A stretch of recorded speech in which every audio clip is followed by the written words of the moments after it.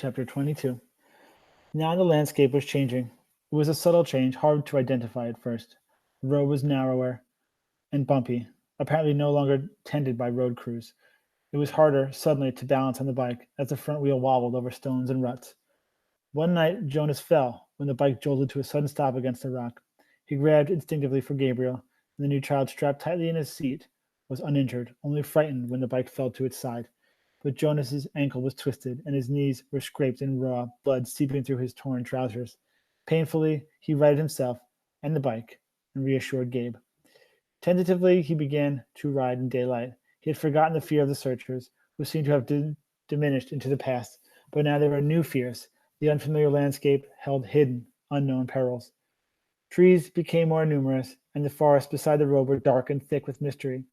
They saw streams more frequently now, and stopped often to drink. Jonas carefully washed his injured knees, wincing as he rubbed at the raw flesh. The constant ache of his swollen ankle was eased when he soaked it occasionally in the cold water that rushed through the roadside gullies. He was newly aware that Gabriel's safety depended entirely upon his own continued strength. They saw their first waterfall, and for the first time, wildlife. Plane, plane, Gabriel called, and Jonas turned swiftly into the trees, though he had not seen planes in days, and he did not hear an aircraft engine now. When he stopped the bicycle in the shrubbery and turned to grab Gabe, he saw the small, chubby arm pointing toward the sky. Terrified, he looked up, but it was not a plane at all. Though he had never seen one before, he identified it from his fading memories, for the giver had given them to him often. It was a bird. Soon there were many birds along the way, soaring overhead, calling.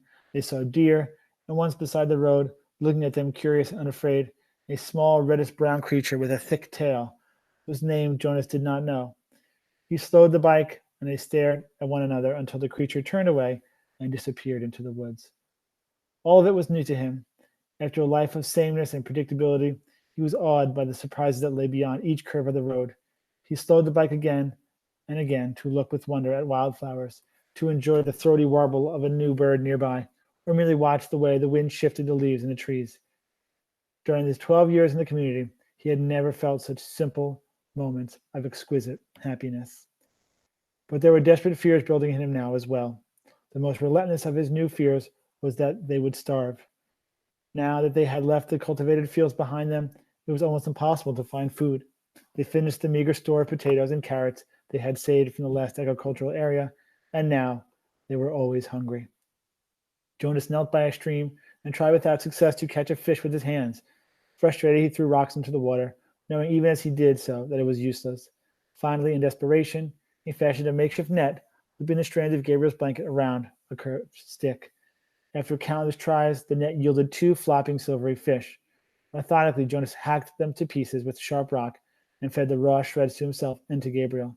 They ate some berries and tried without success to catch a bird.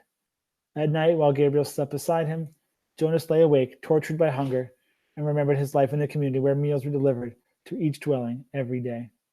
He tried to use the flagging power of his memory to recreate meals and manage brief, tantalizing fragments, banquets with huge roasted meats, birthday parties with thick frosted cakes, and lush fruits picked and eaten, sun-warmed and dripping from trees.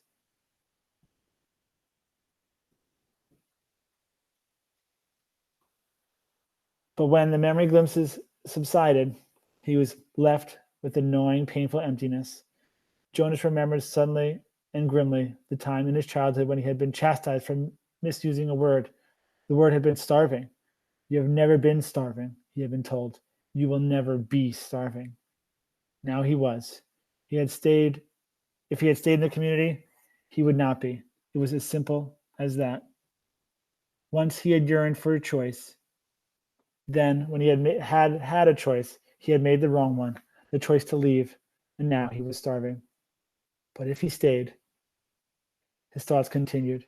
If he had stayed, he would have starved in other ways. He would have lived a life hungry for feelings, for color, for love. And for Gabriel, there would have been no life at all. So there had not really been a choice.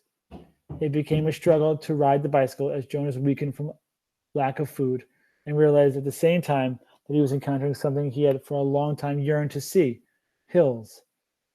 His sprained ankle throbbed as he forced the pedal downward in an effort that was almost beyond him. and the weather was changing. It rained for 2 days. Jonas had never seen rain, though he had experienced it often in the memories. He had liked those rains, enjoyed the new feeling of it, but this was different.